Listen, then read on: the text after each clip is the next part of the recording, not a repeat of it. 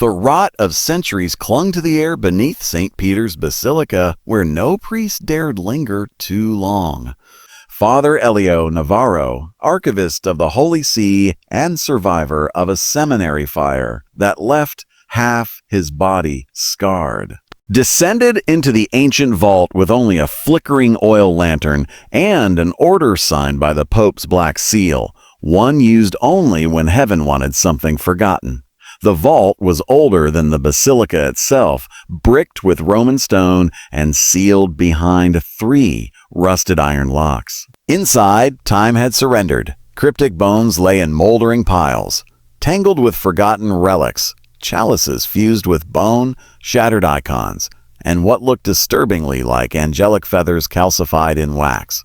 In the center of the chamber sat an obsidian altar covered in dust and teeth marks. Upon it rested a codex bound in something like lambskin, but Elio knew it wasn't lamb.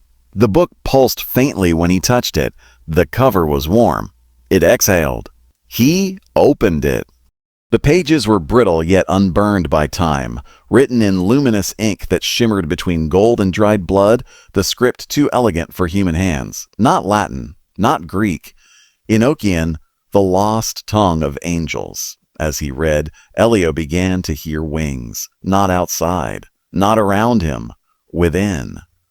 Each line revealed impossible truths. Angels who had not fallen, but fled. A second fall? Erased from doctrine, unmentioned in Apocrypha. These angels had not rebelled like Lucifer. They had refused God's plan, walked away from the war, and vanished into earth's shadows, cloaked in halos too pure for heaven or hell. We left because we loved too much, whispered a voice inside his skull. Male, female, child, elder, all at once. And then the visions began. Rome, aflame. Churches collapsing in slow motion. Winged beings with eyes of molten silver standing over a sea of ash. Choirs that bled light through the air. A cathedral with no roof and no sky above it, only pulsing ancient light. Elio awoke hours later, bleeding from the nose, the codex closed but humming faintly on the altar. He rushed to report what he found, but his mentor, Cardinal Bellari, was already dead, poisoned, officially declared a stroke. All files bearing Elio's name vanished from the archives by morning. Worse, when he looked in the mirror that night, the throbbing at the back of his neck grew unbearable. He twisted to look. Just below the base of his skull, hidden under hair and old burned scars, was a mark he'd always dismissed, a strange curved symbol he'd had since childhood. He now saw the same symbol glowing on the first page of the codex. It wasn't a mistake. It was a signature. Symbol hidden in the codex matches a mark carved behind Elio's left ear, one he's had since birth. Rome turned against him overnight. Father Elio Navarro awoke in the Jesuit quarters to find his door shattered open, his bed stripped, and his name absent from the clerical registry. No one acknowledged him, not even the sisters who used to bring him tea. In the Vatican's eyes, he no longer existed, but someone knew he was alive and wanted him silenced. That night, as he slipped through the alleyways beyond the Tiber, a figure cloaked in gold-veined linen stalked him, their eyes covered with a veil of light. The air around them shimmered like heat waves, and when Elio blinked, they were gone, but his crucifix had melted into ash around his neck. The next day, graffiti appeared across the city stone walls. The psalm begins. The watcher is awake. And always beneath it, a crescent-shaped symbol, the same from the codex, the same etched behind Elio's ear. He was being hunted by the Lumen, a secret sect that answered to no mortal authority. According to forbidden footnotes in Vatican Black Scrolls, the Lumen were not formed to combat heresy. They were made to keep heaven's mistakes buried. Desperate, Elio sought the only person he knew who had once challenged the church and survived. Sister Aradia, an excommunicated theologian turned mystic, now residing in a crumbling convent repurposed as an apothecary near the hills of Monteverde. Aradia received him with strange calm. Her eyes were too clear, her silence too heavy. She led him beneath the convent into a library lit by floating candles. No electricity, no flame. "You opened the codex beneath the bones, didn't you?" she said, before he could speak. She explained the unspoken truth. The ascendants, angels who had left heaven not in rebellion, but in sorrow, still walked the earth. They passed as saints, bishops, miracle workers, and prophets. Some had become popes. Their power was untouched by the fall because they had never been cast out. "These angels did not fall," Aradia said, brushing aside her habit to reveal burned skin along her shoulder blades, like something had once been torn away. They walked away from God when they realized humanity would be the death of creation. They served not God nor Lucifer, but the first intention, the purest divine plan before man was made. To them, our existence is a corruption. The visions intensified. Every church bell rang off beat. Statues wept not blood, but light. The world was responding. Something had been triggered. And Elio felt it stir in his bones, something old, something waiting. Together, he and Aradia broke into the Vatican Museum's forbidden wing to search ancient frescoes for proof of the second fall. There, hidden beneath centuries of layered pigment and gold, they uncovered a massive mural depicting winged figures leaving heaven in a great procession of sorrow. Some had halos that were cracked. Others had none. But in the center stood an angel with a calm expression, dark curls, and a faint scar along his left cheek. Elio reached forward, heart hammering. The angel bore his face. Rome was no longer safe. Whispers followed Father Elio Navarro through corridors that used to echo with prayer.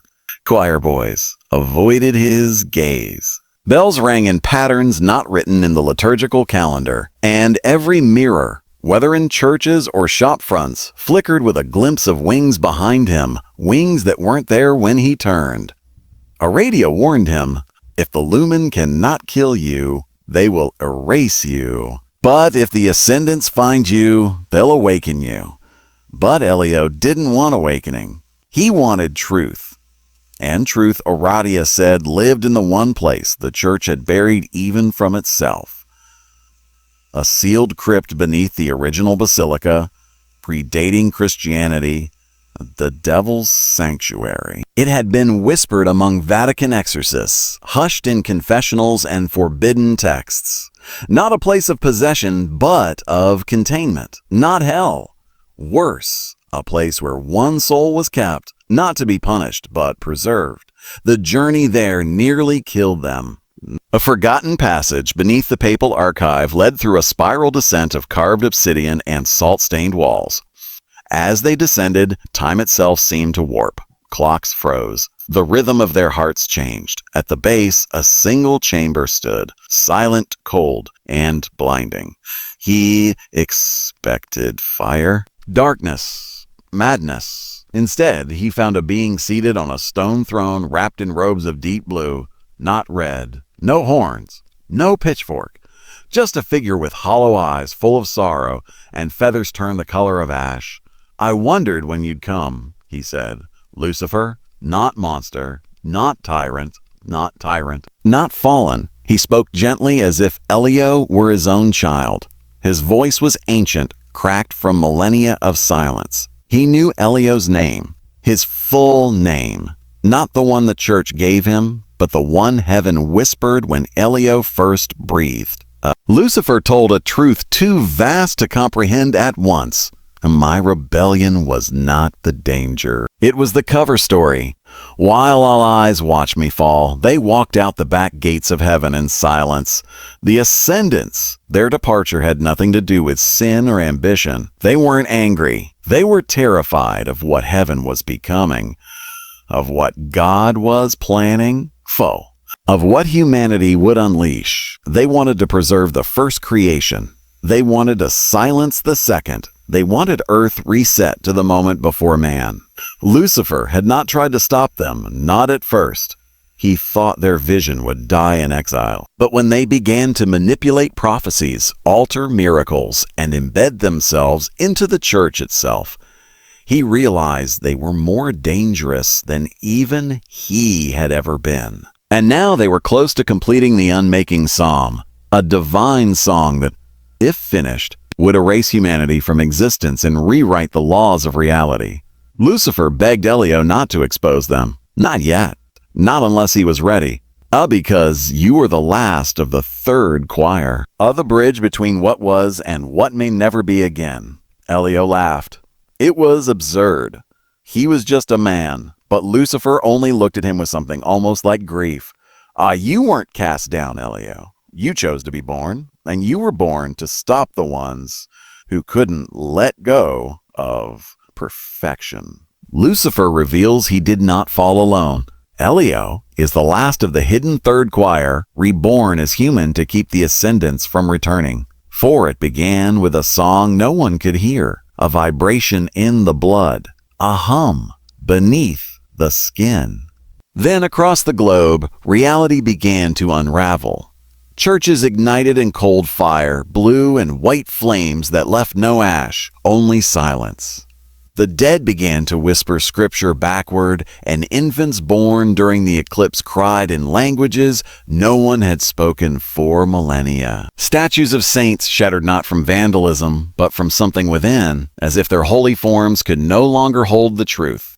And in the center of it all stood Elio Navarro, the man the Vatican had erased, and now the man even heaven couldn't ignore. The Unmaking Psalm had begun. With Aradia at his side, Elio scoured catacombs, apocryphal vaults, and forbidden monasteries for the only hope left.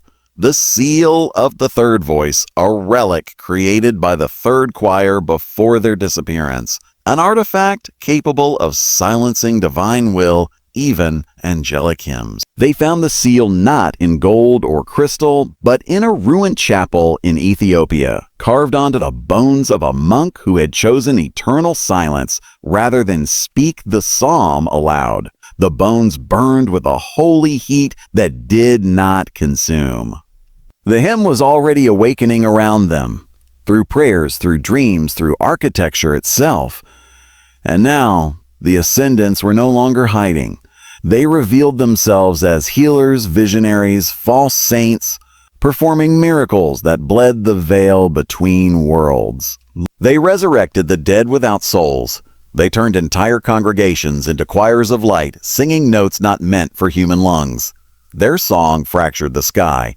Aradia and Elio barely escaped Rome alive as the Lumen, now under ascendant control, declared them blasphemers and heretics. But betrayal didn't come from outside. It came from Aradia. One night, as Elio lay fevered and half delirious from visions, she stood above him with tears in her eyes and her robe open across her back. 2 faint scars where wings had once been. I was one of them, she confessed. But I chose to fall without falling. I cut my wings. I stayed behind. She had sung the psalm once, but stopped before the final verse. That was her punishment. Exile in flesh, forced to walk among humans she once deemed unworthy, learning to love them. I didn't betray you. She said, I betrayed them, but the damage was done. Elio no longer knew what he was, angel or man, savior or threat. As the ascendants converged on Rome for the final verse, the Vatican prepared its own counterstrike, a last ritual, so potent and desperate it would burn out every trace of angelic presence on earth, including Elio. He held the seal of the third voice in his hands, knowing it could end the psalm, but at the cost of silencing part of himself forever. That night, as rain fell upward and time pulsed like a heartbeat, Elio knelt in the ruins of the Sistine Chapel and screamed a single word that tore through heaven. And in that moment, his mind shattered and reassembled. He remembered, not as Elio Navarro, but as the angel who first questioned the second creation. not as a pawn of prophecy, but as the original author of the psalm. It had been his dream. They were trying to finish what he began. Elio unlocks his divine memory and learns he led the ascendants once. It was his dream they are trying to fulfill. The world stood still. The sky split open, not with thunder, but with silence. From the Vatican to the deserts of Egypt, time unraveled in strands of divine light. Entire cities blinked out and returned backwards. Saints bled from their statues. The oceans refused to move. Above it all, the ascendants gathered at the heart of Rome, their wings neither black nor white, but clear like glass refracting eternity. They sang in one voice, not beautiful, not terrible, simply absolute. The psalm was nearly complete. Elio Navarro stood in the ruins of St. Peter's Square, the seal of the third voice in one hand and the truth of his forgotten identity burning in his bones. He had written the Unmaking psalm eons ago, not out of hatred for mankind, but out of longing, a longing for perfection, for stillness, for the divine plan that once was before humans fractured it with blood and freedom. He was not just an angel. He was a shoal, the quiet flame, the one who refused to take sides in the first war, the one who wrote the psalm to end it all. Now he had to choose, finish it or undo it. Sister Oradia, weakened by her broken grace, stood beside him, her voice trembling. If you stop them, you stop yourself. There's no Ishal without the psalm. But there's no Elio if I complete it, he whispered, and I think I prefer being human. The Vatican, in a final act of desperation, prepared the benediction ritual, a detonation of sanctified relics designed to cleanse the earth of all celestial influence.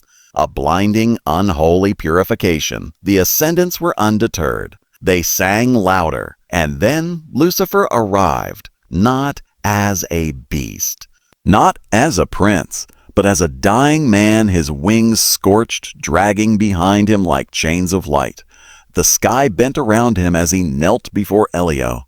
I broke myself to give you a choice, he said. Now I'll break the heavens to help you keep. Lucifer released the last of his power, not in rage, but in binding. With ancient words, he fused Elio's soul to both realms, heaven and earth, light and shadow. Ishal and Elio forever intertwined. Time stopped. Inside the frozen cathedral of Unmaking, where walls echoed with creation's first breath, Elio stepped before the ascendants and began to sing a new verse. Not of unmaking, not of perfection, but of mercy, of paradox, of choice. The psalm cracked, the harmony collapsed. The ascendants, stunned, began to fade, not destroyed, but pulled backward into a forgotten plane outside of memory. One by one, they vanished into silence, their eyes weeping not light, but understanding. To seal the breach, Elio carved his final note into the seal of the third voice, using his own blood. As the light consumed the cathedral, Elio turned to Aradia. Tell them we were more than obedience, he said. Tell them we were love. And then he was gone. Not dead, not divine, just forgotten. The world healed. Slowly, miracles returned to silence, churches reopened. But in the orphanage beneath Naples, a child was born the morning after the light died down. She had eyes that shimmered with molten silver, and behind her ear, a familiar mark curled like a crescent flame. As she hummed to herself in her crib, the nurses swore they heard a strange melody. The first line of a song not sung in 1,000 eternities.